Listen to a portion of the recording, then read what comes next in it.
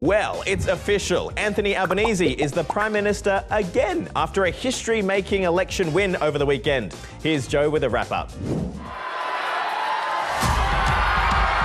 It was all cheers for our new-ish Prime Minister on Saturday night, as Anthony Albanese and the Labor Party triumphed back to power in a landslide election victory. Australians have chosen a majority Labor government.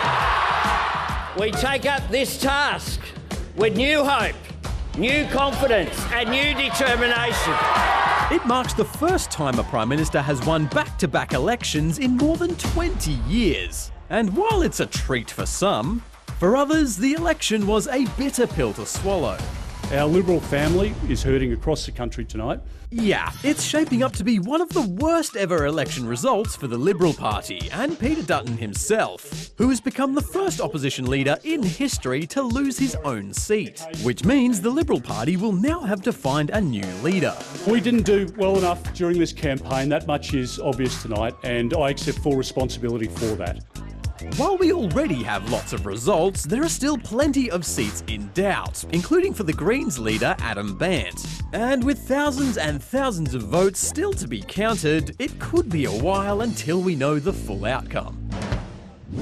Meanwhile, in American politics, US President Donald Trump has been criticised after posting this controversial picture. It's an AI-generated image of him as the Pope, which was posted on official White House social media accounts just days after he joked to the media that he could be the new Pope. I'd like to be Pope. That would be my #1 choice. But lots of Catholics found the post upsetting and offensive, especially given that the period of official mourning for Pope Francis is still going. Now to sport, and Oscar Piastri has snapped up his third Grand Prix win in a row. Here's Tatenda. Yep, Aussie F1 star Oscar Piastri has won the Miami Grand Prix. The McLaren driver didn't get off to the fastest start, with Max Verstappen quickly taking the lead. But Verstappen got his elbows out and maintains P1. But Piastri managed to squeeze past him on lap 14 and held off a late charge from teammate Lando Norris to take the win and extend his lead in the F1 Drivers' Championship. And the Australian driver will see the checkered flag first. Next up, tennis. Aryna Sabalenka has won her third Madrid Open after beating America's Coco Gauff. The world #1 from Belarus secured the victory in straight sets. And Aryna Sabalenka is campeón de Madrid. Meanwhile, in the men's comp, Norwegian Casper Ruud took home the winner's trophy against Britain's Jack Draper. And finally, to the largest running event in the world. This is the Wings for Life run, where a record-breaking 310,719 people across 170 countries took part in a massive race. 15,000 running in Vienna, one of the hottest tickets in town. Japan's Joe Fukuda set a new distance record for the event, and lots of money was raised for spinal cord injury research. This will help us a lot for doing a lot of good new projects. Right, okay, now it's time to take attendance. Joe? Here. Great. Tatenda? Here. Great. Oh, well, that's a pretty good turnout. Yeah. Kind of like these next stories.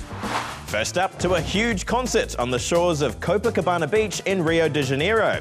More than 2 million people flocked to watch Lady Gaga perform a free concert on Saturday, breaking the record for the biggest turnout for a concert by a female artist. Now to Star Wars fans around the world who celebrated May the 4th on Sunday, also known as Star Wars Day. In Chile, there were free lightsaber combat classes for kids. Ooh, fun. As well as live recreations of scenes from the movie by fans in costume. And finally, to a donkey race in the US state of New Mexico. The rules are simple. You can't ride the donkey, but you can push, pull, and try your hardest to convince it to move as long as you don't hurt it. 70 teams turned out this year to try their luck. And I mean luck. When donkeys don't want to move, you're not gonna make them. But if you just laugh about it, then you're a little bit more in a better place to come up with some different solutions and rearrange your goals. Well, that's all from us today. We'll see you tomorrow. Bye for now.